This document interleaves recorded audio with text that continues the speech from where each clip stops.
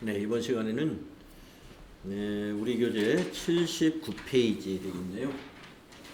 자, 우리가 자산에 대해서 지금 공부를 하고 있는데, 자산에 있는 개정 과목을 어디까지 정리하셨냐면은 유동자산의 정리를 이제 다 마쳤습니다. 유동자산에서 우리가 당좌자산을 공부할 때 많은 개정 과목들을 우리가 정리를 했었고요. 앞 시간과 이번 시간, 지난 시간까지 해서 재고자산까지 다 정리를 했습니다. 여기가 유동자산이었고요. 자, 이제 자산의 두 번째 분류인 비유동자산을 정리를 해볼 텐데요. 비유동자산은 이렇게 네 가지로 구분해서 우리가 정리를 할 텐니다.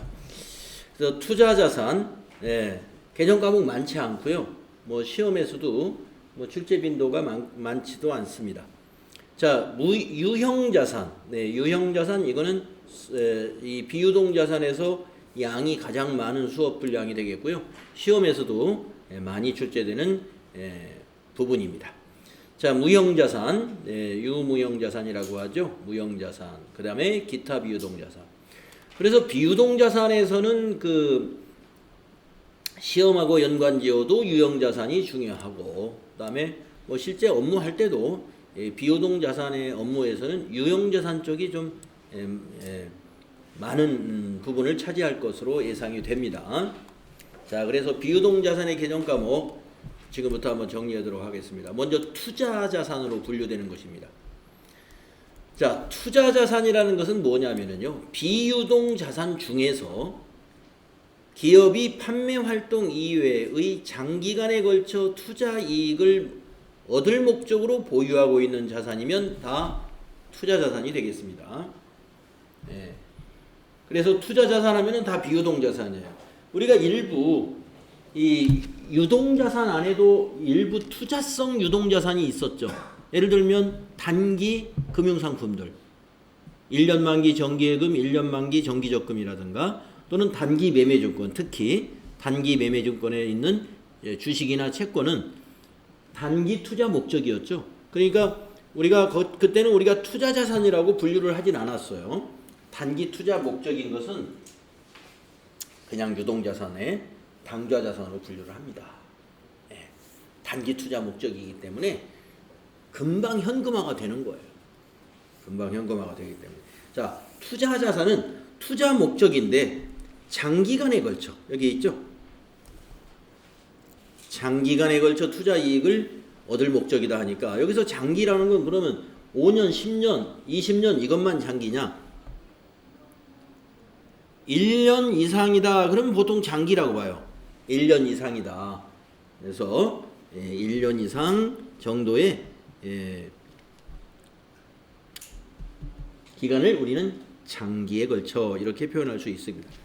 자, 그러면 개정 과목들을 한번 보겠습니다. 장기성 예금, 그 다음에 장기 금융상품, 뭐 장기성 예금이나 장기 금융상품. 자, 만기가 1년 이후에 도래하는 예금들이에요.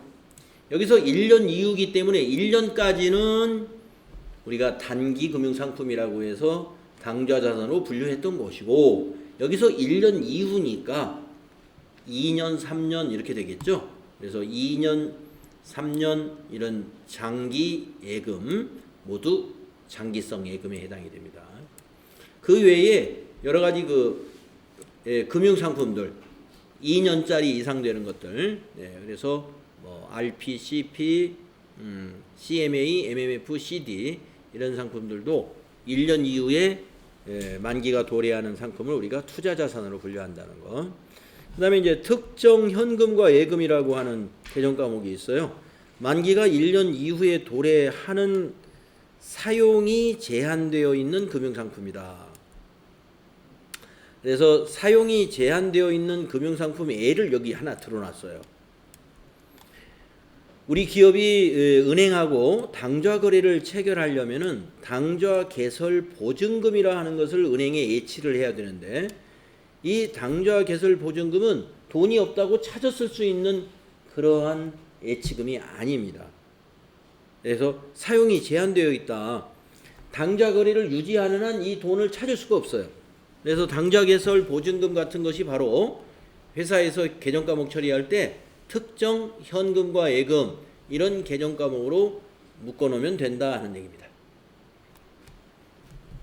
그 다음에 대여금 중에 장기 대여금이 또 투자자산으로 분류가 됩니다. 우리가 거래처에다 자금을 빌려주고 대여한다는 건 빌려주는 거거든요. 회수기간이 1년 이상인 대여금이다. 네, 그러니까 1년 이내에 돌려받기로 하고 대여하면 그건 우리 단기 대여금으로 당좌자산으로 분류를 했었어요. 그런데 장기 대여금은 1년 6개월이라든가 2년이라든가 1년을 초과하는 겁니다. 자, 부동산. 예, 부동산도 우리가 부동산을 하면은 이제 토지나 건물을 우리가 생각할 수가 있는데 투자 목적의 부동산이 여기 투자 부동산입니다. 네, 기업의 고유의 영업활동과 직접적인 관련이 없는 부동산이죠. 영업활동과 관련이 있으면 그건 이제 뒤에서 배우는 유형자산으로 분류를 해요. 예, 영업활동과 관련 없이 가지고 있는 부동산, 이걸 우리가 투자 부동산 이렇게 회계 처리를 한다. 자, 그래서 투자자산의 계정 과목들, 장기성 예금, 장기금융상품, 특정 현금과 예금, 장기대여금, 투자부동산까지 알아봤고요. 뒤에 가면 유가증권에 대해서 여기 만기보유증권하고요, 매도가능증권을 소개합니다. 우리가 유가증권에 대해서 단기매매증권이라 하는 것은 당좌자산 공부할 때 공부를 했거든요. 단기매매증권은. 그래서 다시 여기서 단기매매증권까지 포함을 해서 우리가 유가증권이라는 것을 여기 아이캔 박스에다가 이렇게 정리를 딱 해놨어요. 이 유가증권 중에서 이 부분은 투자자산이 될 수 있습니다. 만기보유증권하고 매도가능증권은 투자자산이 될 수 있어요. 왜 애매한 표현을 쓰느냐? 이 만기보유증권이나 매도가능증권은 가서 우리 그 회계 프로그램에서 검색을 해보면 코드가 2개씩 만들어져 있는 회사가 많아요. 자, 차변에 만기보유증권이라고 한번 해볼까요? 네, 여기는 하나만 만들어졌네요. 만기보유증권이. 네, 왜냐하면 왜 2개 이상 있을 수 있냐면, 자, 만기보유증권이요, 취득시 만기가 3개월 이내다. 그러면 그걸 우리가 뭘로 봅니까? 현금성 자산으로 보죠. 현금성 자산으로. 네. 그런데 만기가 그러니까 채권을 구입했는데 만기가 3년짜리예요. 근데 그건 현금성 자산이 아니라 지금 우리가 여기서 정리하는 그건 투자 자산으로 봐요. 만기까지 보유할 의도를 가지고 그 채권을 샀다면. 그러니까 여기 지금 제가 지금 로그인한 이 회사의 경우는 지금 만기 보유증 코드를 하나만 만들어 쓰고 있는 거예요. 181번으로 만들어 쓰는 거 보니까 이거는 현금성 자산인 것 같습니다. 왜 그러느냐? 여기 가서 계정 과목에 가가지고 자산에 가서 유동자산에 가서 한번 당좌자산에서 볼게요. 당좌자산이 101번부터 145번까지밖에 안 되네요. 그러면은 유동자산이 아니라 비유동자산의 투자자산에 한번 가보겠습니다. 투자자산으로. 그러니까 여기서는 지금 당좌자산에는 지금 만기보유증권 코드를 안 만들어놨고, 지금 여기에 있는 중앙상사라고 하는 우리 기출문제 28회에서 출제된 이 회사의 경우는 만기보유증권을 어디로 분류했냐면 비유동자산의 투자자산으로 분류를 해놨어요. 그러니까 투자자산으로만 했다. 자, 이 투자자산의 의미는 뭐냐? 만기까지 보유할 목적이 있는 만기보유증권입니다. 그런데 아까 말씀드린 대로 만기까지 보유할 의도를 가지고 샀는데 만기일이 한 달, 2달밖에 안 남았다. 이건 현금성 자산으로 분류한다. 그런 코드가 이것이 아니에요. 코드를 따로 만들어 써야 되겠죠. 자, 그 다음에 또 아까 뭐였습니까?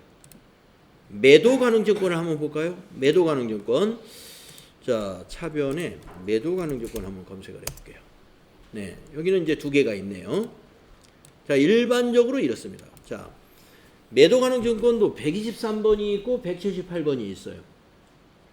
자, 그럼 매도 가능 증권이 무엇인지는 우리 지금 공부할 책에 잘 설명이 되어 있는데 미리 말씀을 드리면 단기 매매 증권도 아니고 만기 보유 증권도 아닌 유가 증권은 다 매도 가능 증권입니다.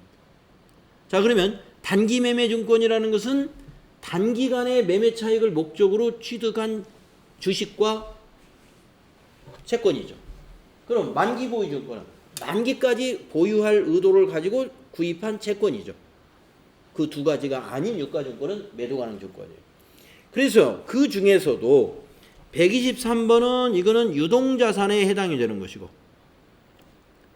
여기 매도 가능 178번은 이거는 투자자산에 해당되는 거예요. 투자자산에. 그래서 매도 가능 증권도 이와 같이 유동자산, 투자자산으로 구분될 수가 있습니다. 구분될 수가. 이거는 이제 매도 가능 증권 중에서도 1년 안에는 처분할 거야. 1년 안에는. 그러면 유동자산이죠. 근데 한 2, 3년 내다봐요. 그거는 매도 가능 증권이에요. 매도 가능 증권이면서도 개정 과목을 다르게 한다. 한번 볼까요? 자, 여기서 보면은 개정 과목 및 적용 등록에서 또 자산에서 비유동자산, 유동자산부터 볼까요? 유동자산에 당좌자산에 보면은 아까 123번에 요거 있었죠. 매도 가능 증권. 매도 가능 증권이 어디에 들어 있어요? 지금 당좌자산에서 우리 보고 있거든요. 여기 미수금하고 좀 같은 부분에 있죠. 당좌자산에서 우리가 보고 있다 이겁니다.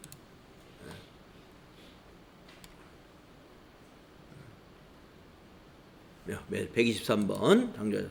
자, 그러면 투자자산에도 있는가 볼까요? 자, 투자자산 보고 있습니다 지금. 자, 176번부터 투자자산인데 거기에도 매도 가능 증권이 있어요. 여기 있죠. 178번.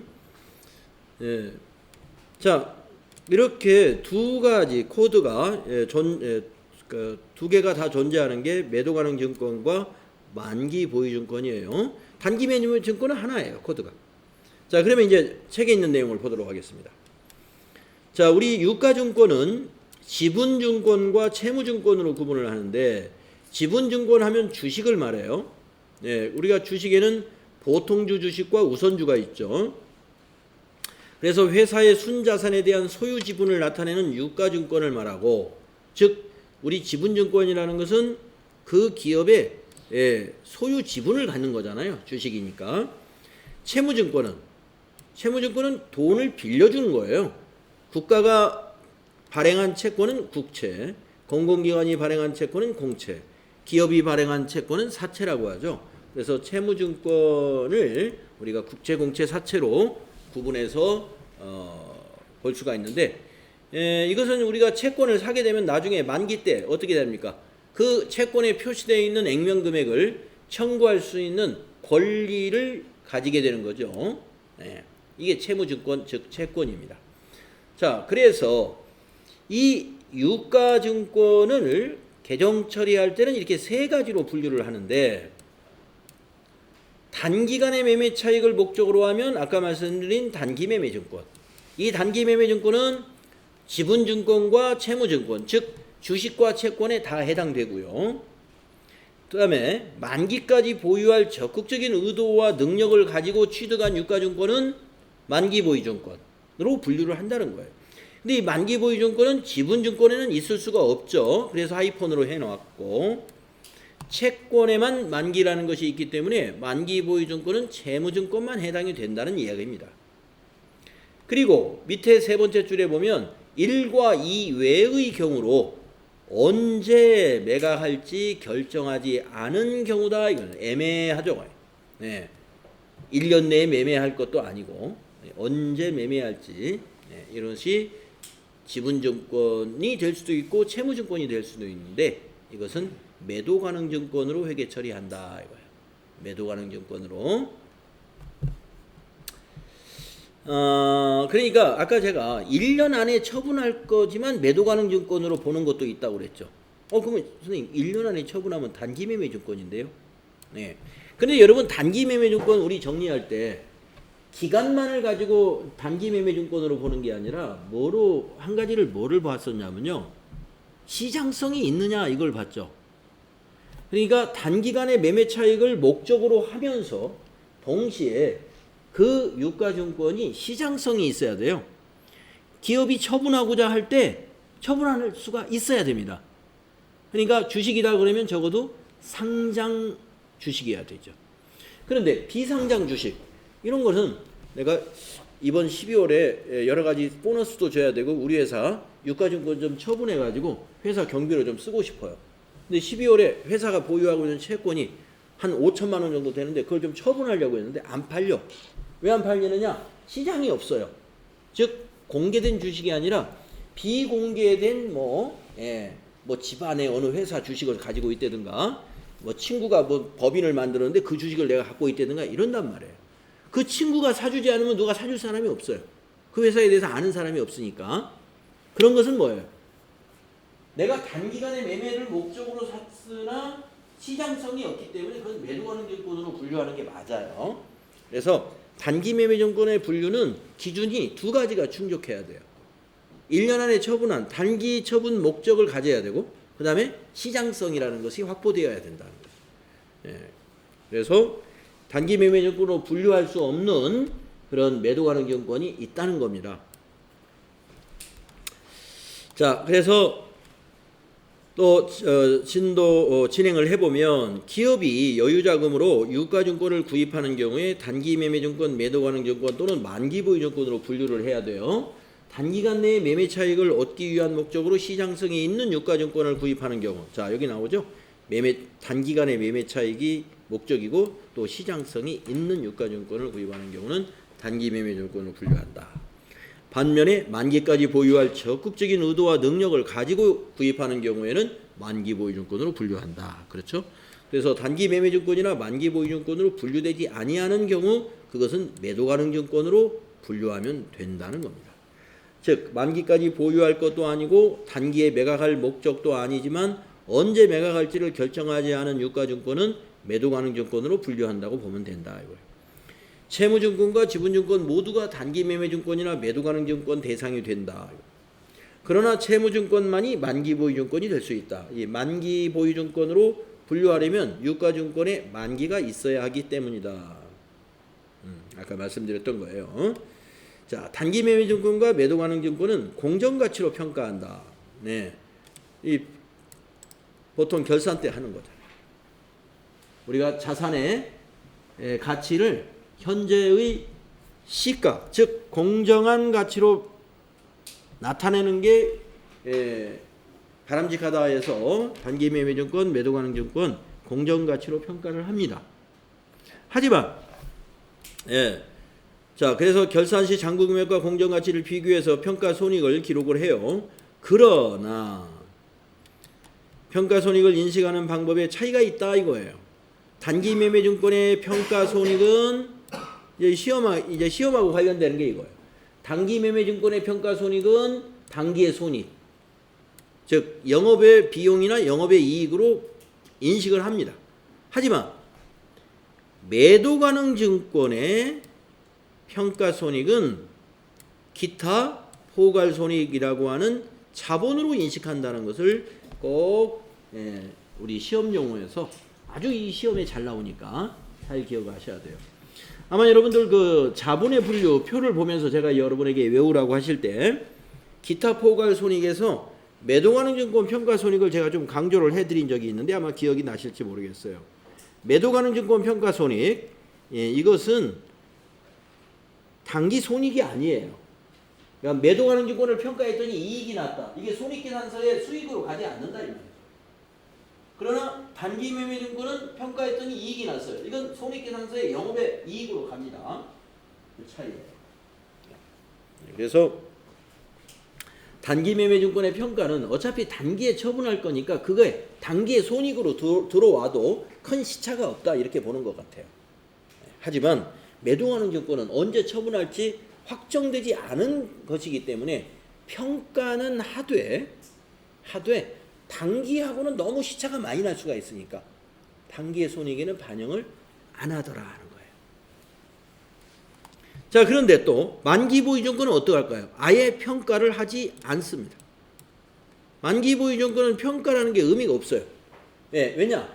만기보유증권은 그 액면에 표시된 그 금액 그대로 만기 때 돌려받는 거거든요.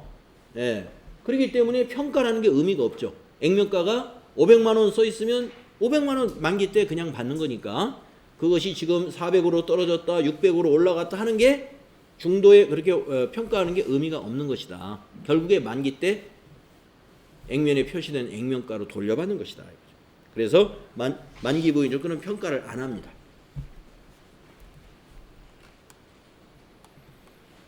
그래서 예를 들어 주식회사 한공의 주식 10주를 한 주당 2,000원에 구입하였는데 결산일에 공정가치가 1,500원이라고 한다면 가격이 떨어졌어요.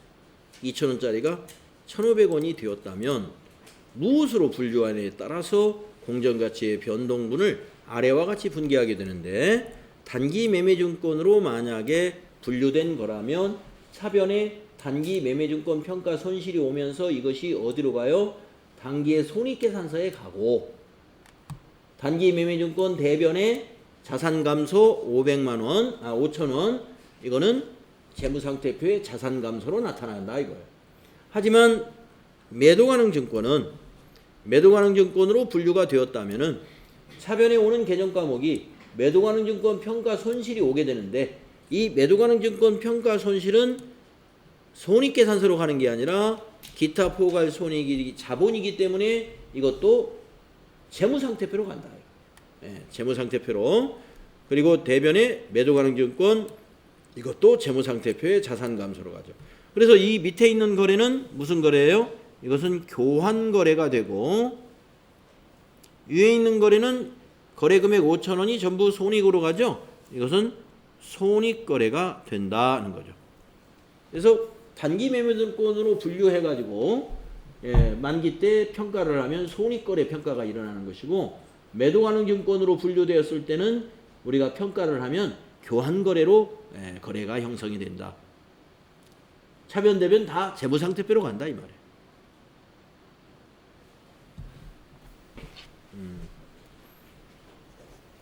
자, 그래서 여기서는 바로 단기 매매증권과 매도가능증권 그 부분을 구분하고 거기에 대한 결산시 평가에 따른 회계 처리가 손익거래, 교환거래로 달라진다는 사실 그거 잘 기억해 두는 게 여기선 중요합니다. 이렇게 해서 이제 투자자산이 끝났어요. 근데 투자자산 뭐 내용이 얼마 안 되기 때문에 유형자산까지 하고 나중에 문제는 같이 풀어보는 게 좋을 것 같아요. 네. 자, 유형자산을 보겠습니다. 이 비유동자산에서의 학습에서 아까 말씀드린 대로 유형자산 쪽의 학습이 상당히 중요하다는 것이죠. 자, 비유동자산 중에서 기업의 영업활동 과정에서 장기간에 걸쳐 사용이 되어 미래의 경제적 효익이 기대되는 유형의 자산을 말한다. 유형자산의 정의를 좀 살펴봐야 돼요. 자, 비유동자산 중에서 우리 지금 비유동자산 공부하잖아요. 기업의 영업활동 과정에서 장기간에 걸쳐 사용되어 그 미래적 경제적 효익이 기대되는 유형의 자산을 말한다 이런 얘기입니다. 그러면 한번 지금 이 교실에 있는 유형자산 하나를 예를 들어서 보면 저 뒤에서 지금 돌아가고 있는 냉온풍기를 보면 저게 여름에는 이제 저 시원한 바람을 내주고 지금까지 이제 지금처럼 겨울에는 온풍기 바람이 나온단 말이죠. 네, 저게 바로 유형자산입니다. 자, 그러면 여기에 잘 부합이 되는지 한번 따져볼게요. 자, 기업의 영업활동 과정에서 장기간에 걸쳐 사용된다. 제가 저거를 2013년도인가요? 네, 그때 구매를 했어요. 지금 벌써 6년째 사용을 하고 있네요.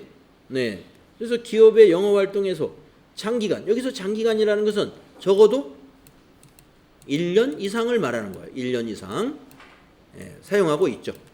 그리고 미래의 경제적 효익이 기대돼야 됩니다. 저 온풍기를 틀므로써 어떤 경제적 효익이 있어요? 지금 여기에 안에 있는 이 컴퓨터도 마찬가지고 이 컴퓨터가 돈을 벌어주는 역할을 하잖아요. 이 컴퓨터를 통해서 회계도 가르치고 엑셀도 가르치고 이렇게 하니까 또 저기 있는 온풍기가 없으면 수업 시간에 수업을 할 수가 없죠. 네. 그래서 바로 이 말하자면 이 사업장에 일정한 온도를 유지함으로써 기업의 영업 활동을 돕는 거예요. 이것이 바로 미래 경제적 효익이 기대되는 겁니다. 매출이 증대되는 거죠. 네. 여기서 수업이라는 활동을 통해서 이 학원 사업의 매출을 증대시키는 거잖아요. 그러니까 저 온풍기 없이는 수업이 안 된다. 바로 이것이 미래 경제적 효익이다. 매출하고 직결된다 이 말이죠.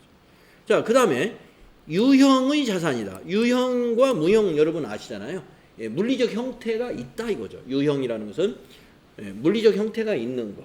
무형이라는 것은 물리적 형태가 없는 겁니다. 예를 들면 컴퓨터라는 것은 이제 본체도 있고 모니터도 있고 한데 이런 본체 모니터 이런 것은 유형 자산이죠. 예, 물리적 형태가 있기 때문에. 그런데 컴퓨터 속에 들어있는 하드디스크에 담겨져 있는 소프트웨어, 뭐 MS 오피스라든지 또는 윈도우 10이라든지 이러한 것은 물리적 형태가 없는 겁니다. 그러나 우리 회사의 자산이에요. 그것도. 네, 그것이 바로 유형이냐 무형이냐 하는 판단입니다. 그래서 우리는 유형 자산, 자 1년 이상 장기간 쓰고 미래 경제적인 효익이 기대가 되면서 물리적 형태를 가지고 있는 자산이다. 이런 얘기가 되겠습니다. 그래서 개정 과목을 따져보면은 개정 과목이 딱 이 6가지예요. 토지, 건물, 구축물, 7가지군요. 기계장치, 차량 운반구, 비품, 건설 중인 자산. 아마도 여러분이 평소에 뭐 생활을 하시면서 뭐 거의 다 들어봤던 토지 너무나 잘 알잖아요. 건물 많이 들어보셨고, 기계장치 많이 들어보셨고, 차량 운반구 좀 생소한가요? 네, 비품 이것도 많이 듣는 얘기입니다. 자, 구축물 좀 생소할 수 있죠. 구축물. 네, 구축물은 건물하고 유사한데 토지 위에 장착된 것 중에서 건물 이외의 것입니다. 그러니까 예를 들면 다리 같은 거예요. 육교, 다리, 분수대 이런 그런 것이 이제 어떤 공작물, 정원을 꾸며놨다든가 이런 게 구축물입니다. 그다음에 이제 건설 중인 자산이라는 것은 건설이 끝나면 건물이 되는 거죠. 이것이 나중에 완공이 되면 건물이 돼요. 근데 건설이라 하는 것이 뭐 하루 이틀 사이에 끝나는 게 아니라 적어도 3개월, 길게는 뭐 1년, 또 더 길게는 뭐 3년, 5년도 걸리죠. 그래서 오랜 기간 동안에 대해서 그 건물이 지어질 때까지 그 지출이 계속된단 말이죠. 그래서 완료될 때까지 임시 계정으로 묶어놓은 계정이 바로 건설 중인 자산입니다. 그래서 건설 중인 자산은 나중에 건물로 대체가 돼요. 완공이 되면. 그래서 이렇게 해서 7개 개정 과목. 그래서 개정 과목의 수는 거의 다 친숙할 거예요, 여러분들이. 그다지 생소한 건 없습니다. 그래서 일단 뭐 개정 과목의 세부 설명이 옆에 있긴 합니다만은 그 옆에 거 안 읽어 보시더라도 토지, 건물, 구축물, 기계장치, 또 차량 운반구, 비품, 건설 중인 자산 이런 것이 있다 하는 거 알아두시고, 다음 시간에 우리가 이제 이 유형 자산의 취득원가부터 공부할 건데 여기서부터 이제 공부할 게 좀 많아요. 자, 여러분들 오늘도 수고 많이 했습니다. 네, 안녕히 가십시오.